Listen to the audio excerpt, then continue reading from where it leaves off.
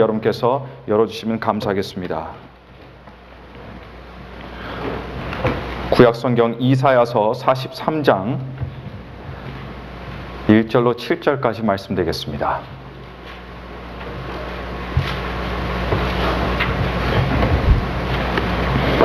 이사야서 43장 1절로 7절까지 말씀 제가 봉독해 드리겠습니다. 이사야서 43장 1절로 7절까지 말씀입니다.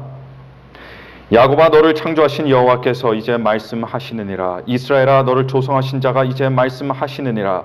너는 두려워 말라. 내가 너를 구속하였고 내가 너를 지명하여 불렀나니 너는 내 것이라. 내가 물 가운데로 지날 때에 내가 함께할 것이라. 강을 건널 때에 물이 너를 침몰치 못할 것이며 내가 불 가운데로 행할 때에 타지도 아니할 것이요 불꽃이 너를 사르지도 못하리니 대전하는 여호와 내 하나님이요 이스라엘의 거룩한 자요 내 구원자임이라.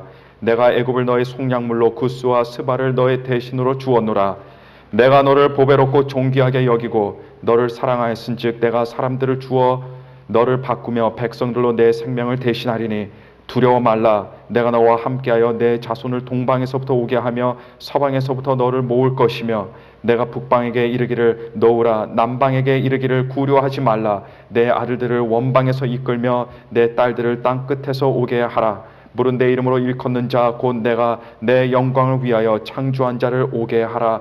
그들을 내가 지었고 만들었느니라. 아멘. 역사적으로 볼 때 이스라엘이라는 나라는요, 참 우여곡절이 많은 그런 나라였습니다. 걸어도 참 험난한 길을 걸은 사람들이었고요, 눈물 없이는 역사를 읽어 내려갈 수 없는 그런 모진 세월을 보낸 그런 민족이었습니다. 우리나라도 외세에 많은 침략을 받기도 하고 억울하게 나라를 빼앗겨 본 일도 있는가 하면 한때 많은 사람들이 목숨을 잃고 모두를 찢어지도록 가난하게 만든 그런 몹쓸 전쟁을 통한 동족 상잔의 그런 비극 또한 겪었습니다. 그리고 지금까지도 한반도가 남북으로 허리가 끊어진 가운데 있지만 여러분, 우리나라와 이스라엘의 역사를 비교해 보면요, 그래도 우리 민족이 걸어왔던 길은 상대적으로 그런대로 평탄한 길이었다라고 말해도 과언은 아닐 것 같습니다. 이스라엘이 어떤 나라입니까? 그들의 조상이 여기저기 또 떠돌아다니던 그런 유목민이었습니다. 이스라엘 사람들을 히브리 사람들이라고 부르는데요, 그 히브리라는 말도 유목민이라는 어원에서 비롯된 말입니다. 조상을 유목민으로 둔 민족이 바로 히브리 민족입니다. 처음에는 몇 안 되는 유목민에서 시작을 해서 어느덧 시간이 흘러 사람들의 숫자가 점차 많아졌습니다. 그래서 이제 민족이라는 차원으로 올라가게 되었는데요, 민족의 기틀이 마련될 때 그들의 모습이 어떠했습니까? 산을 타고 칼과 활을 가지고 사냥을 하면서 점차 땅을 조금씩 넓혀가는 그런 쿨하고 멋있는 모습이 그들의 모습이 아니었습니다. 그들은 남의 나라에서 종노릇을 하는 노예의 모습으로 민족을 그렇게 이루게 되었습니다. 그러니까 어떻게 보면 애굽의 노예들이 대거 탈출하여 만든 나라, 한때 노예로 있던 자들이 세운 나라가 바로 고대 이스라엘이었다는 이야기입니다. 나라를 만드는 일도 결코 그들에게 쉬운 일은 아니었습니다. 40년이라는 긴 세월 동안 광야에서 살아가다가 그제서야 가나안으로 입성하여 수많은 전쟁을 치르면서 어렵고 힘겹게 나라를 만들고 왕을 세우게 되었는데, 나라를 세운 지 100년도 채 안 돼서 나라와 민족이 북이스라엘과 남유다로 두 동강으로 분열되어 버리고 맙니다. 그나마 분열된 나라가 둘 다 발전하고 잘 살면 그래도 좀 낫겠지만 두 나라 다 어떻게 됩니까? 서로 지지고 볶고 싸우기도 하다가 외세의 침략을 받게 되고 결국 북이스라엘은 아예 흔적도 없이 역사에서 사라져버리게 됩니다. 그리고 남유다는 북이스라엘보다 외세에 대응하여 조금 더 버틴다 했지만 결국 그들도 전부 포로가 되어서 바벨론이라는 나라로 끌려가게 되었습니다. 오늘 본문 말씀은 이 남유다 사람들이 나라를 잃고 끌려간 지 58년이 되던 해에 쓰여진 그런 말씀입니다. 이스라엘은요, 한 세대를 대략 50년으로 보고 있습니다. 그러니까 그들이 포로가 된 지도 한 세대가 이미 지난 때였습니다. 이쯤 되면 어떻게 됩니까? 사람이 정신적으로 길들여집니다. 저희 집 아이들이 참 좋아하는 것이 있습니다. 어디 물이 있는 공원에 가서 이 물고기든 가재든 개구리든 모든 살아있는 것을 닥치는 대로 잡아오는 것이 저희 집 아이들이 참 좋아하는 일입니다. 근데 잡는 것까지는 다 좋아요. 이해 다 됩니다. 그런데 그 잡은 것들을 다 키우자고 생떼를 부립니다. 그러면 어떻게 합니까? 키워야죠. 그래서 저희는 올챙이서부터 뭐 개구리, 메뚜기, 그리고 사마귀에 이르기까지 많이 키워봤습니다. 그리고 물에 사는 이 물고기나 가재들은 저희 집에 있는 이 조그만 어항에 거기다 담아놓고 이렇게 키웠습니다. 근데 공원에서 조그만 손그물로 잡은 고기들을 한 5, 6마리 어항에 두면요, 이 하루에 한 마리씩 사라지는 거예요.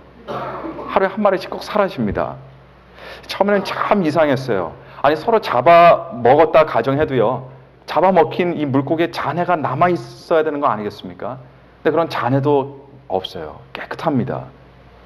물고기가 갑자기 휴거됐을 리도 없고, 이거 어떻게 된 일인가 이상하게 생각했는데, 또 그 다음날 또 보니까 또 한 마리가 사라진 겁니다. 이 물고기들이 도대체 어디로 갔을까요? 나중에 봤더니 이 어항 바깥에 카페트에 그 죽은 물고기들이 있는 것을 발견하게 되었습니다. 그러니까 물고기들이 잡히기 전에는 이 바깥에 흐르는 물에서 힘차게 수영하면서 살았는데, 이 조그만 어항에 갇히게 되니까 거기에 적응을 못하는 거예요. 그 어항의 사이즈가 얼마나 큰지 모르는 겁니다. 그러니까 길들여진 그대로 이전처럼 힘차게 수영하다 보니까 자기도 모르게 어항 밖으로 튀어나가게 되는 거예요. 그래서 바깥으로 떨어져서 죽게 되는 겁니다. 그런데 그런 가운데서도 다른 모든 물고기들은 어항 안이라 어항 바깥으로 다 튀어나와서 죽었는데, 그 중에 바깥으로 튀어나오지 않고 그대로 저희 집 그 작은 어항에서 오늘날까지 거의 1년이라는 시간이 흘렀는데도 불구하고 살아남은 물고기가 한 마리 있습니다. 그 물고기는 어떤 물고기냐?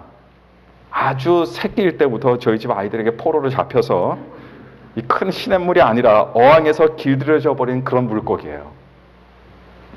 밥을 잘 줘서 몸도 많이 커졌는데도 이 물고기는 그냥 조그만 어항 안에서만 그냥 요리조리 수영하면서 그렇게 살아가고 있습니다. 얼마든지 힘차게 수영할 수 있는 힘을 가졌음에도 불구하고 조그만 어항 안이라는 자신의 작은 세계에 갇힌 채 그 안에서 그렇게 적응되어 버린 겁니다. 여러분, 사람도 마찬가지입니다. 사람은 어디를 가도 그곳에서 적응을 하면서 살아가게 되어 있습니다. 적응을 못한다 하면요, 도태를 의미합니다. 그리고 죽음을 의미합니다. 그러니 사람은 자신이 처한 상황과 환경에 이 많은 영향을 받으면서 살아갈 수밖에 없는 그런 존재가 됩니다. 그런데 우리가 잊지 말아야 할 것이 한 가지 있습니다. 사람이 아무리 상황과 환경에 직접적인 영향을 받으면서 살아가고 그 상황과 환경에 적응하면서 살아간다 해도, 여러분, 그 사람은 그 상황과 환경에 의해서 정의되지 않습니다. 사람이 숲속에 있는 사자굴에서 살아간다고 그 사람이 사자가 되는 건 아닙니다. 사자굴에 살던 호랑이 굴에 살던 그 사람은 본연의 그 사람입니다. 누군가가 나무를 잘 탄다고 해서 여러분 원숭이라고 불리지 않습니다. 그저 나무를 잘 타는 사람이 되는 겁니다. 울슬라 번스라고 하는 사람이 있습니다. 이 사람은 맨하탄의 할렘가에서 태어나서 그곳에서 자랐습니다. 아버지 없이 자란 그런 흑인 아이였습니다. 울슬라 번스와 비슷한 그런 열악한 환경에서 자란 사람들의 경우에 있어서 대부분 어떻게 자라납니까? 교육도 제대로 못 받습니다. 마약을 복용합니다. 나쁜 친구들을 만나고 또 범죄를 저지르기도 하고 문란한 사생활로 이른 나이서부터 미혼모가 되어버리고 간간히 하루 또는 일주일, 길게는 한 달 단위로 그렇게 연명하다가 한 인생 불행하게 마감해버리는 경우가 참 많습니다. 그러나 울슬라 번스는 비록 극도로 불우한 환경에서 태어나고 조건이 최악인 곳에서 자라면서 성장했지만 그녀는 자신의 그런 환경에 지배를 받지 않았습니다. 여러분, 영향을 받는 것과 지배를 받는 것은 서로 완전히 다른 이야기입니다. 울슬라 번스는 할렘가의 영향은 받았지만 그런 상황과 환경의 지배를 받지는 않았습니다. 할렘가에 살면 할렘가에 걸맞는 자기 상이 만들어지게 되는데 그녀는 그런 자기 상을 거부했습니다.